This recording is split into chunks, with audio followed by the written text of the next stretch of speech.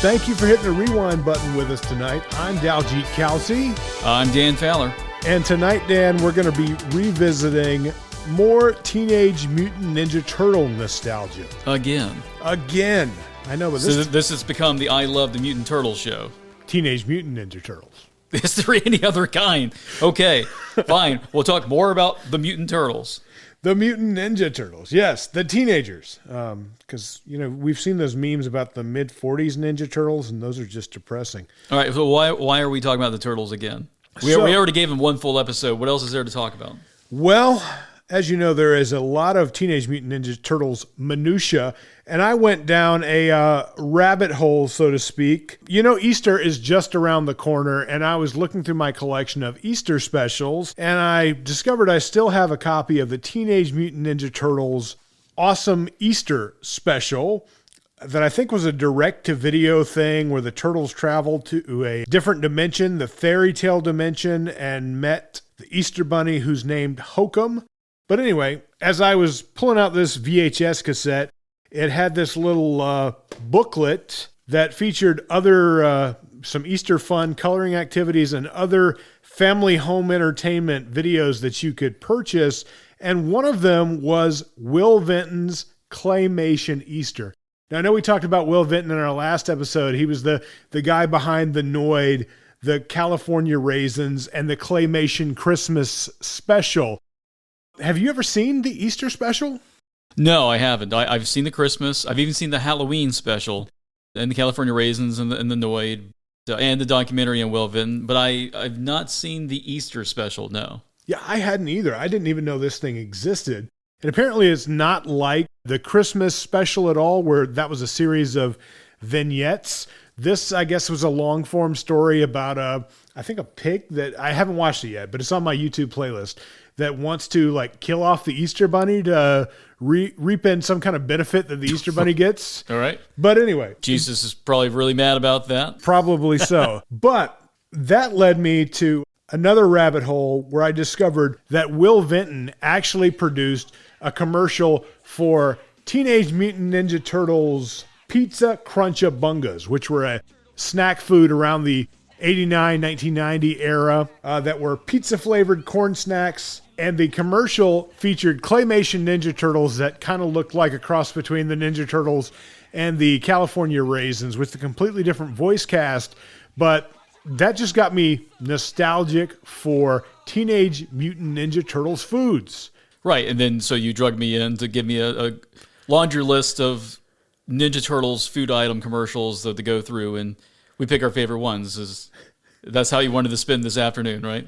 Did you have a better idea? No, may as well. Ninja Turtles, get ready! It's an attack! A snack attack! A crunchy snack attack! The Crunch-A-Bungas commercials. So, we're picking our favorite ones out of this, like I said, this list of Ninja Turtles food-related commercials, and you're picking the Crunch-A-Bungas. Crunch-A-Bungas. And you're right, the Will Vinton Claymation. I'm a fan of this Claymation. I am a fan of the Turtles. Not an uber fan. I can't name every single little detail down to every little trivia bit about the Ninja Turtles, but I am a fan, and I did enjoy this commercial. It was different. I had never seen the Turtles in Claymation before.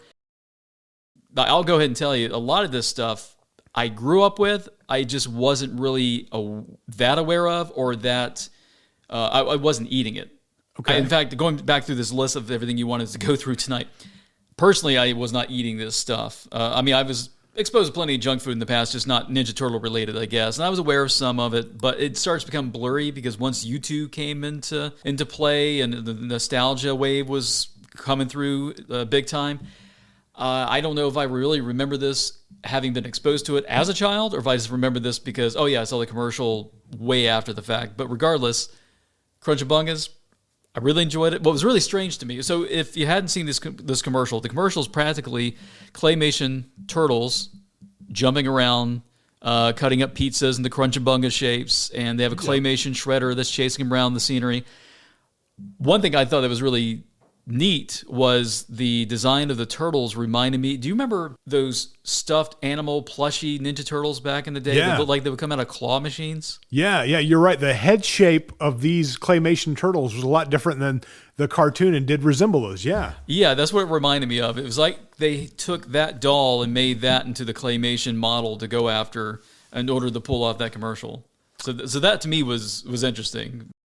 I did not remember that commercial. Did you at have the all. Crunchbungas? That is another thing where it's hazy. Like I remember seeing them in the stores, like the display, because it felt like in 1990 the Ninja Turtles were everywhere. Their image was attached on all kinds of things. We'll talk about a lot of the things they were attached to. And I vividly remember seeing like the stand-up display in the store with. It didn't have like the claymation Ninja Turtle. I think it just had like an animated, a rendering of like from the cartoon. Yeah, one of the stock photos of a Ninja Turtle jump through the air with weapons out. Yeah. Yeah, and I remember seeing it, maybe eating it, but I get those, like I can't remember the difference between what this tasted like and like the Keebler Pizzerios. Do you remember those? There were also a pizza flavored corn chip. I remember a lot of pizza-flavored things growing up. I don't remember the turtle ones specifically. Again, I know I wasn't eating them. I know that much. Crunchbungas, I don't remember eating it. The theme of this episode, we're talking about things we do not remember. Only what we know now, being exposed to it as of 5 minutes ago. I remember seeing them. I don't remember eating them, but I'm sure I probably did because anything Ninja Turtles I could get my hands on in 1990 through about 93, I was all about. Teenage Mutant Ninja Turtles, the movie.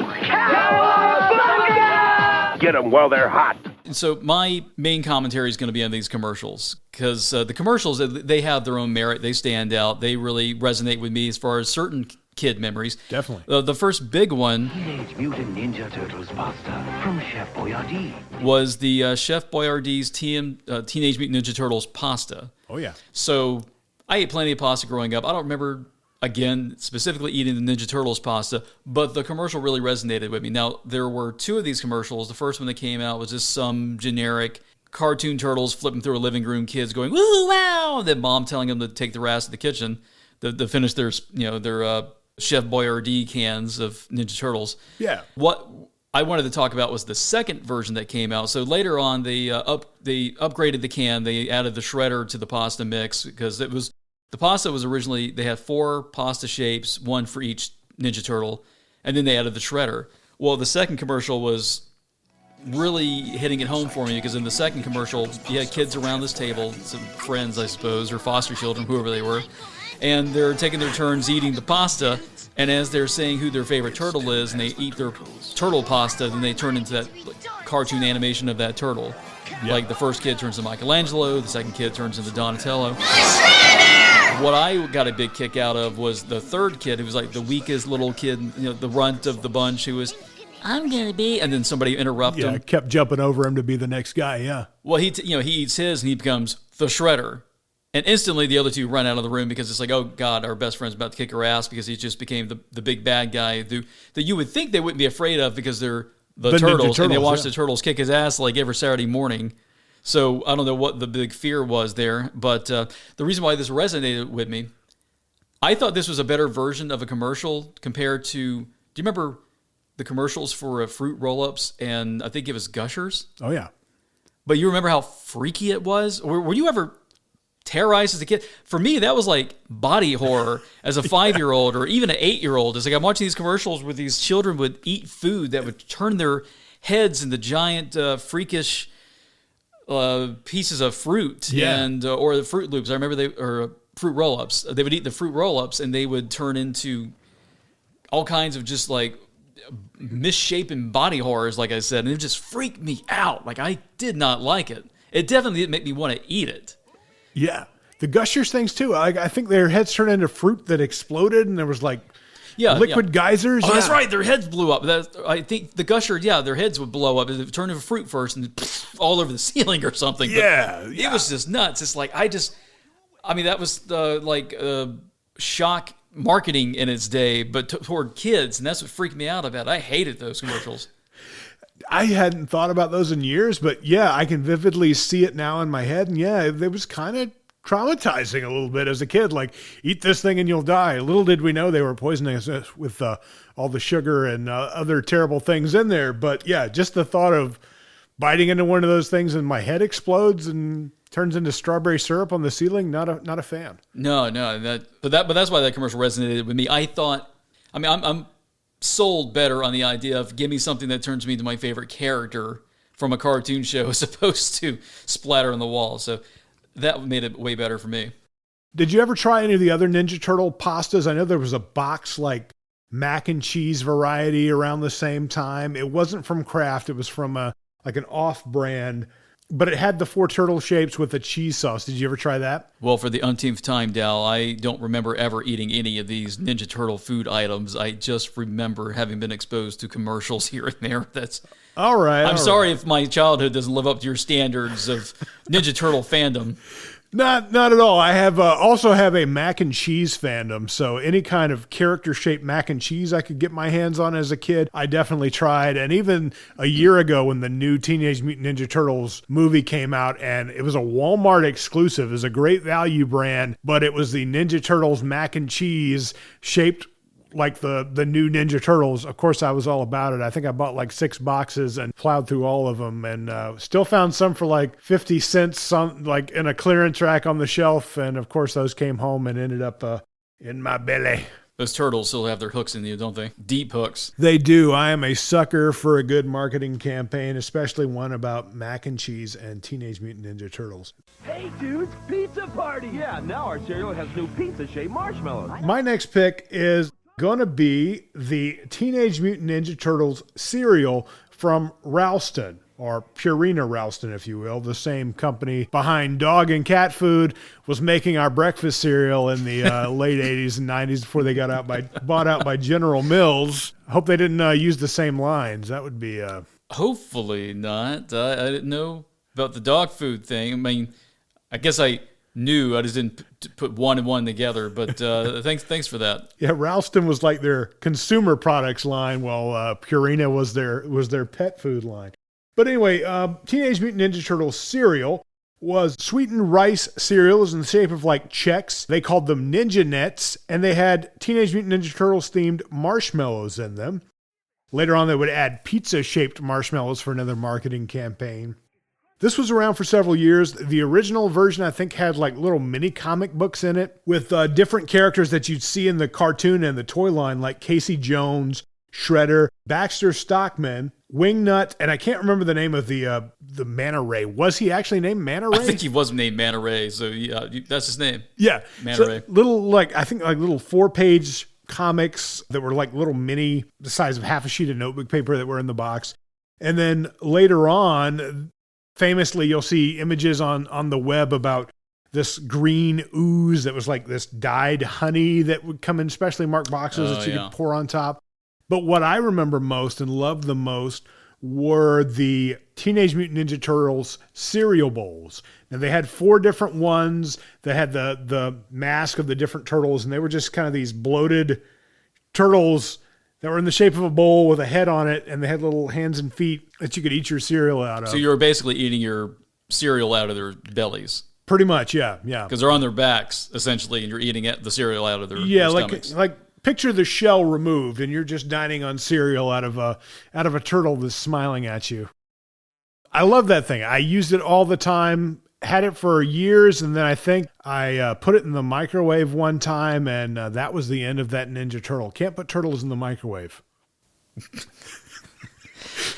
So again, something I didn't grow up with, but now this was a cereal that was later used or recycled, I should say, for the Spider-Man, the animated series. It was, yeah. So I actually do have a vivid memory of that cereal, because that cereal, I remember there was a contest on those cereal boxes, and it was win a breakfast with Spider-Man. Yeah.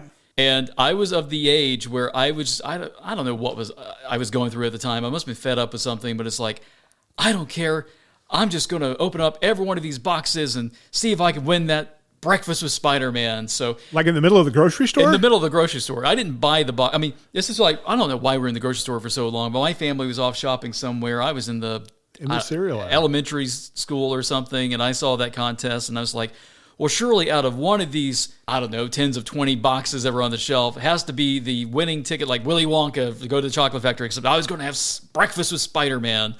And but luckily for anyone who bought those afterward, I didn't have to open the cereal. That's why I think I did it. I think out of curiosity, I opened the box and found out the ticket to find out if you won the breakfast with Spider-Man or not. It was inside the box between the packaged cereal and the box, so I didn't have to tear into any cereal. I just reached into every one of the boxes. Okay. And that's when I realized, like, oh, this really is like a 1 out of a billion chance, because none of them in this store was the winning ticket. So that kind of gave me a reality check there, and I never did that again. Dan Fowler, the child vandal. Who knew that he was the Spider-Man cereal culprit that went uncaught for, 30 years now? Well, no one was buying them. I doubt they even knew they were open. They probably just like chucked them in the clearance bin like within the week. Probably so. That's still funny. If my mom would have caught me doing that, I would have got a terrible spanking in the middle of the store. Well, luckily I wasn't caught, but I still to this day, I wonder if there's footage. There's got to be something somewhere of somebody who won that contest. I want to know how awkward that must have been. Like, does the guy in the Spider-Man costume, does he just sit there and watch you eat? Right. Does he try to talk to you while you eat? Does he roll the mask up and eat with you? What kind of odd scene must that have been? You're right. We'll have to see if that's on YouTube. Does he bring the somewhere. cereal, or is he just like arrive at your house for you to eat whatever's in the pantry? It's probably like some 40-year-old camera guy who's like, "Hey, kid, we got Spider-Man here. He's got the cereal. Can we film you at your breakfast table eating the cereal?" You got enough clearance on top of that fridge for him to stoop up there and watch you eat? Great publicity photo. Can he hang from the chandelier? Ma, is that okay if he does that? Yeah, that's something I would love to have a follow-up on and know if they even follow through with that, because that to me is just the places my imagination goes. Yeah. While we're talking about the Ninja Turtle bowls, I went on a eBay adventure to see if I could find some that were at a decent price. They started about $25. I can't bring myself to pay $25 for a 30-year-old used cereal bowl that somebody's probably eaten out of 100 times. But I found the full set with 4 sealed boxes with 4 sealed bowls. Oh, so each bowl is a different color per turtle? So yes. There's 4 total. There's 4 different ones. Oh, okay. And the seller wanted, I believe, $1,250. So, of course, that did not come home with me. But it was just interesting to see that they're still out there. All right, so once again, another item, little familiar with, never had, but I was wanting to talk about the commercial for the Ninja Turtles ice cream bars. Now, I have seen this ice cream bar plenty of times. I've seen it many times on the side of an ice cream truck while growing up. It's just basically the head of a Ninja Turtle, usually Leonardo, I think. I don't think they made all the different colors on the heads. I'm not sure. I don't think so either. I think you're right. It was like Leonardo. Yeah, I think they may have different turtles on the packaging to really switch things up. But I think it was always Leonardo as the ice cream bar, and he had gumballs for the ice. Yep. But the reason why I wanted to bring this one up is this one was unique because it was the one commercial that actually incorporated footage from the first movie from 1990 that we just talked about in the first episode a while ago. It did. And it has the turtles, they're sitting around the campfire, that scene where they're trying to meditate and reach out to Splinter to see if he's okay or whatever while they're hiding out from the Foot and Shredder. But instead of them trying to meditate for the purpose of that scene, they rewrite it for the commercial, and they're just trying to find like their happy place or something that'll bring them closer to serenity or something. And instead of Splinter springing up in the middle of the fire, it's the ice cream bar. The ice cream bar. So first off, clever way of incorporating it into the footage of the movie. That was smart. I like that. But what was so weird to me was, as much as they recycled footage from the movie, they did insert 1 or 2 shots of guys in turtle suits, or a guy in a turtle suit. It was somebody in a Michelangelo suit that wasn't from the movie, but right. from past the movie. And he just looked really bizarre, because even though he's only in there for like 1 shot and then a second shot where it's just a hand, you could just so immediately tell there's a difference, especially with him holding that ice cream bar. Because you remember when the toy line of the Ninja Turtles came out with the Toon Turtles, where they were trying to make them look a little more cartoony, like the cartoon. Yeah, they almost look like the Will Vinton claymation figures with the big bulgy eyes and the more rounded heads, I guess. Yeah, to each their own opinion. But But I know, it reminded me of those toys specifically because there's just something about the bulbous eyes and the dark skin. Because, like I said, it looked more cartoon associated than it did movie associated, and that just really stuck out to me in a weird way because it was just so instantaneous. Like it's not the same suit, and it's different, and that's why it just struck me so strange because it hit me like, oh, it reminds me of that particular series from the toy line when they were trying to do the Toonie versions. The Toonie Turtles, I forgot about them. And I know you said you don't remember eating the ice cream bars. I do, and it was like a hit or miss quality-wise.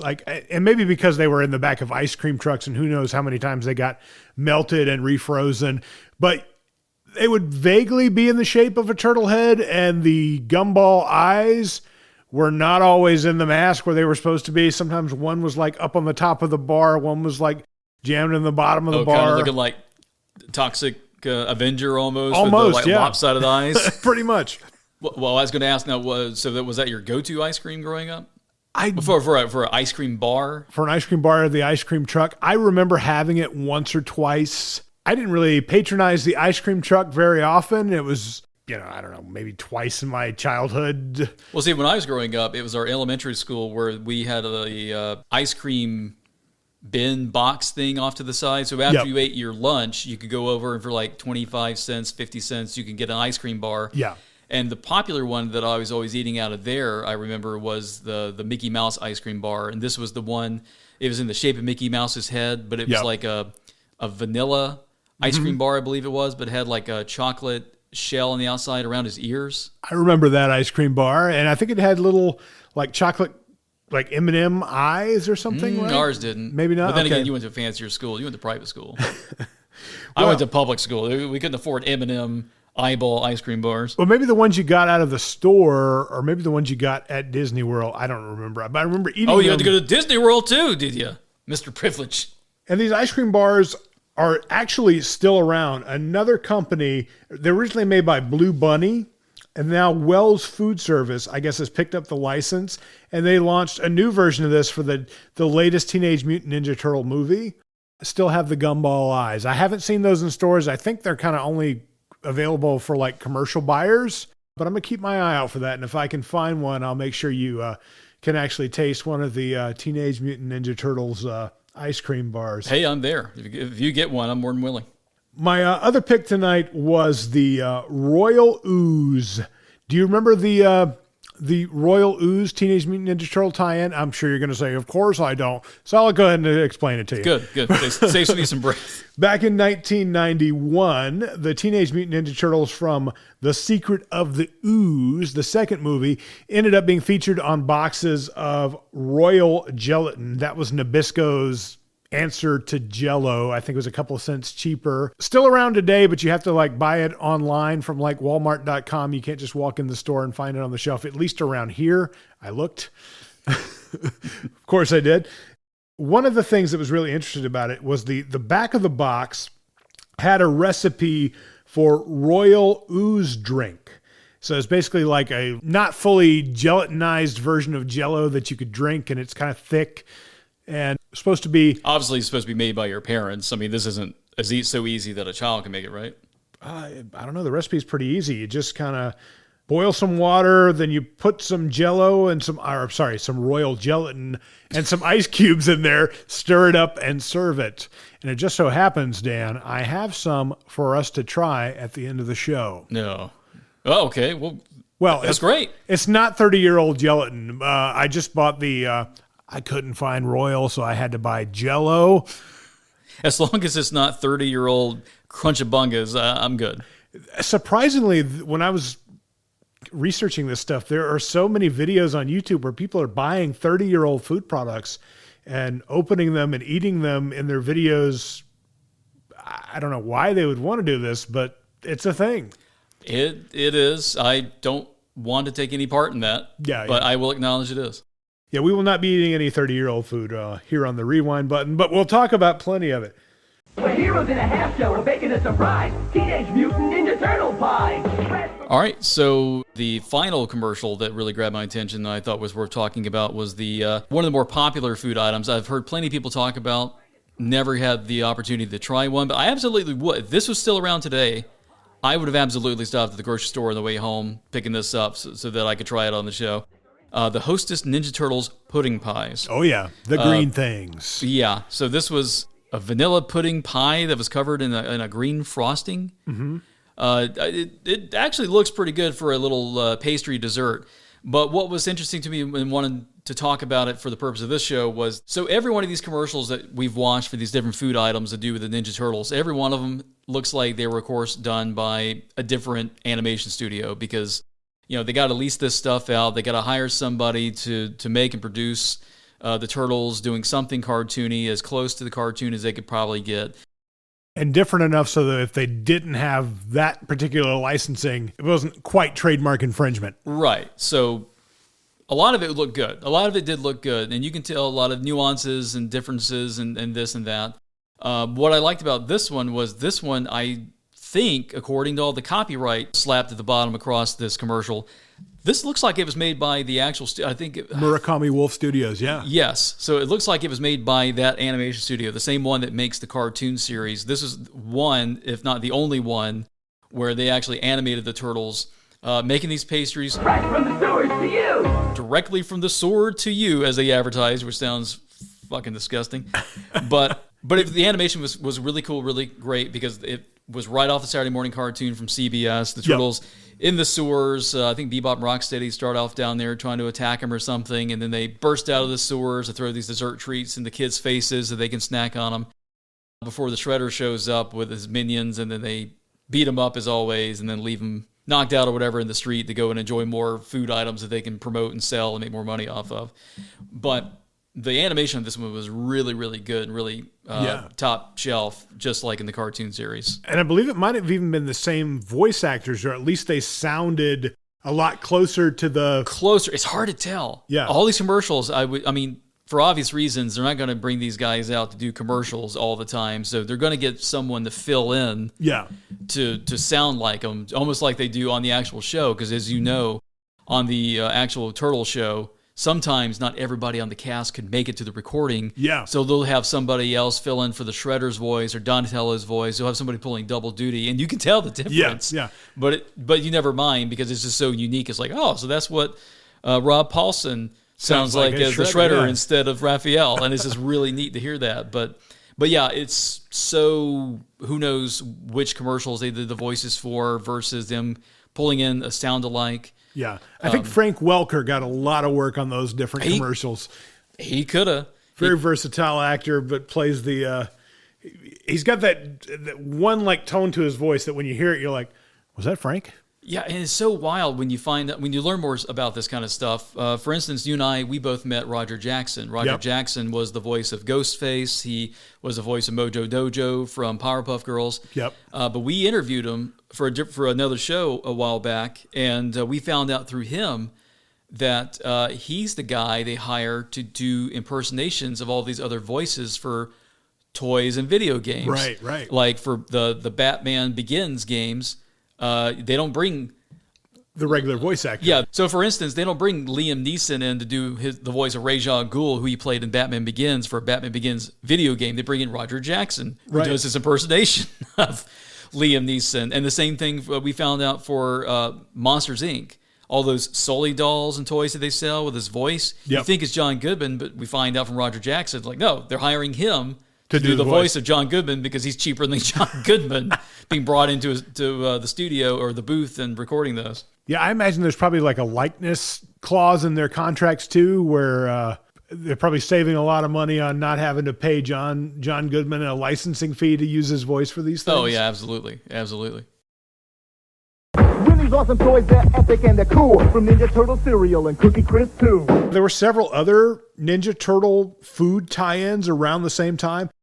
One was a series of cookies. I can't remember if they were just like shortbread cookies or different varieties, but they were made by the Delicious Cookie Company, and you could buy them in packs that look like the turtle van and the turtle blimp, which I remember seeing as a kid and really thinking they were cool. Again, it's one that I can't remember if I ever ate or not. Hey, dude, I'm hungry. Me too. Let's order a pizza. Turtles cannot live on pizza alone. Light and lively 6-pack low-fat yogurt. Excellent. Another one was the Teenage Mutant Ninja Turtles yogurt from Light and Lively, which was a craft food brand. I believe that came out in 1989. Again, the character designs and the voice actors completely different. Lastly, there was the McCain Elio's Ninja Turtles microwave pizza. Nothing really special about this. It was the cheap, like 49 cents or so at the time, small little microwave pizzas that were like a hair smaller than the Geno's, Totino's. Yeah, I definitely don't remember those. I mean, I remember the small pizzas. I was practically raised on those small, like, dollar pizzas from the grocery store, but Ninja Turtles themed, I don't remember. Yeah, I remember eating them, and again, they were all just the same, like low quality, like, yeah, it's pizza, but it's not really pizza, but it'll get the job done after school kind of a thing. For a limited time, only at Burger King. And then there were the not direct food tie-ins, but the fast food tie-ins. Do you remember any of the Burger King commercials? Okay, so now you're talking my language. And now I do have direct experience and plenty to talk about when it comes to the fast food commercials and fast food tie-ins and Ninja Turtles. I did grow up with those. Well, please, kick us off. So, yeah, I do remember Burger King selling the VHSs. I do remember them selling some Collector's cups. And then you had, of course, Pizza Hut had a lot of promotions to do with the Turtles. Oh, yeah. So, yeah, a lot of that I have more vivid memories of and picked up here and there. Like, even after it wasn't that big a deal anymore, I remember finding that plenty of times in, like, Goodwills or thrift stores or yard sales and stuff like that. That was always fun. I believe I had a couple of the $3.99, or at least one of the $3.99 video cassettes. I think it was just like an episode from the series that they had. That's all they were, boxed and marketed, yeah. Yeah. It was just, repackaging of, I don't remember if the Burger King tapes were the same tapes that had already been released, just with Burger King packaging slapped on the front. I think so. They were like family home entertainment. They were things with just the Burger King logo on them. I had the Attack of the Pizza Monster. I can't remember the name of the episode. Yeah, I remember that. Yeah. It was like the aliens ripoff, but it was the meatballs on pizzas that would when you put in the microwave that heat up and turn into the alien knockoffs. Yeah. So basically, the chest burster, little mini alien that grows into the big xenomorph that they're chasing through the sewers. So that was really cool. And then I think I also had one of the plastic collectible cups that they had later on. I know they also had some badges, but I don't think I ever had any of those. The Teenage Mutant Ninja Turtles rock and roll! We've already talked about coming out of their shells and the audio cassette tapes. Yeah, that was something I definitely don't regret missing out on.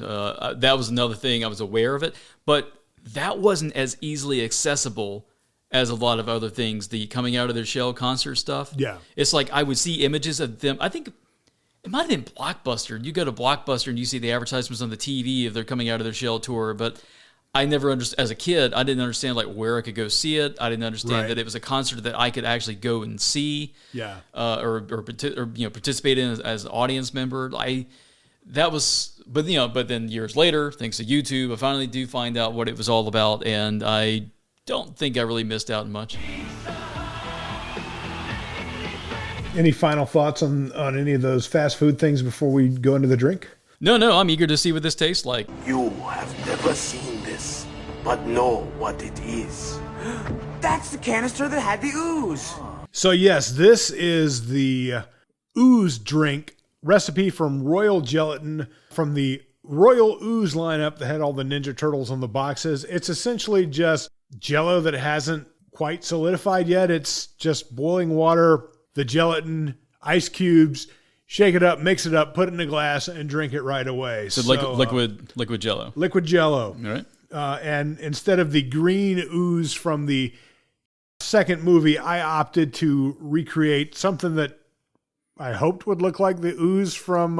I'm thinking more like the slime from Ghostbusters 2. Yeah, that's kind of the consistency I got. I was going for the purple ooze from the cartoon, but yeah, slime it is. Let's play some Jackie Wilson and see if it dances. All right, let's do it. So Let's bottoms do it. up. Let's try it. Bottoms All up. right. It's definitely got some of that Jello consistency. Oh, you're going all the way to the bottom. Okay, let me catch up. Oh, that is thick. That is thick. That is thick. Wow. Oh, I've actually got some congealed Jello in my glass.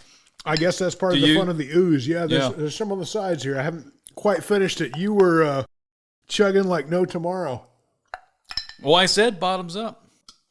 Not bad. Not bad. It has let's see, it's very, you already said what was in it. You said it was cherry and strawberry mixed together. Yeah, black cherry and strawberry. It tastes good. It's a little thick because it's like it's just it wants to be Jello. It's not, but it wants to be, and goes down the throat like it's wanting to be Jello. But yeah, it's good. I wouldn't want it every day, but it's good. No, but 6-year-old me, if my mom would have whipped this up when I was watching the VHS on like a Friday night or something, would have thought it was really cool. So, hell, almost 40-year-old me had fun thinking this was ooze that I was drinking for. Well, let's be honest. If you wanted to have fun thinking it was ooze that you were drinking, that would mean that you'd be turning into a cat person now because a cat was the last animal you touched. I suppose, yeah. Or I don't know what kind of animal goes into the gelatin. Is it? Well, no, it cow hooves? No. Remember, that's how it worked with those were the rules, wasn't it? With the mutagen in Turtles, it was always if someone came in contact with the mutagen, it was like whatever animal they last touched, they would take on the traits of. I don't know about that logic, but sure. We'll Why go not with making it up? I'm just repeating what I think I remember. Yeah, I don't recall the specifics of the mutagen. I'm trying to remember how Bebop and Rocksteady. You know what? I'm thinking of the comic books. I think that's what they did in the comic books. Okay. It was always like some cross of the mutagen, what animal you came in contact with or something. That definitely was a comic book thing. Well, since we've chugged our ooze drink here and we've kind of revisited all of the Ninja Turtle foods from the turn of the late 80s into the 90s, if there was one Ninja Turtle food that you could bring back to try, what would you want to pick? Still burping up some still Jello working, there? Still trying to hold down the drink. Yeah. It's trying to work its way back up. It is. It's trying to. It's fighting. It's fighting me. If there was, honestly, out of all these that I saw in the commercials, the one that I thought would actually look pretty good that I wish I had tried and want to try right now, the pudding pies. The pudding pies, yeah. The ones that are covered in the green stuff. The green ooze on the outside. I think that'd be pretty easy to recreate because it's just like a confectioner's glaze with like green dye that they dipped the fruit pies in. So if we could find some vanilla pudding pies from Hostess, we could probably easily make that happen one of these days. Now for me, I'd really like to try that cereal again, especially in the bowl. And I'm sure it wasn't a great cereal. Well, I feel like if you wanted to recreate that cereal, it was just Chex Mix, wasn't it? It was just Chex, and you just get some cereal, some marshmallows. You can buy their own. Like, can't you buy the Lucky Charms marshmallows by themselves now? I believe there were not just like regular Chex. I think they were like frosted or something. If it's like that Spider-Man cereal, maybe not. As mentioned before, that definitely wasn't frosted. Okay, there were so many cereals that I ate as a child. It's hard to remember all of them. But yeah, that's definitely one I'd like to try again. And if there's one other thing, maybe just some of the Chef Boyardee Teenage Mutant Ninja Turtles pasta. I'm sure it's not going to be great. I'm sure it's going to taste just like every other pasta shape from Chef Boyardee, which all seem to taste the same. Oh, absolutely. Any pasta can of Chef Boyardee you get is going to taste the same no matter the shape, be it Wonder Woman or Lord of the Rings. It's all going to taste the same. You were eating Wonder Woman pasta? My wife was. Okay. For whatever reason, she really enjoyed the Wonder Woman Chef Boyardee with no meatballs. Okay. Would you go turtle pasta with meatballs or without? I would do meatballs. Yeah, same here. Well, I guess that's it for tonight. I enjoyed kind of revisiting these old commercials and food products, and I'd like to say it made my mouth water, but my mouth is still recovering from that ooze drink. Any final thoughts about Teenage Mutant Ninja Turtle foods? No, I think we have exhausted every brain cell I have to dedicate to the food market cornered by the Teenage Mutant Ninja Turtles name brand. Fair enough. Plenty of other turtle things we can discuss down the line. Next time we'll try to branch out and cover a topic other than the Teenage Mutant Ninja Turtles. But if you enjoyed listening to this tonight, please like, subscribe, follow, leave us a review, drop a comment down below. Please do all the things. Engage with us. We will engage back with you. If you want to get in contact with us, therewindbutton.com or email me, rewindbutton99@gmail.com. Until next time, I'm Daljeet Kelsey. And I'm Dan Fowler. And thanks for hitting the rewind button.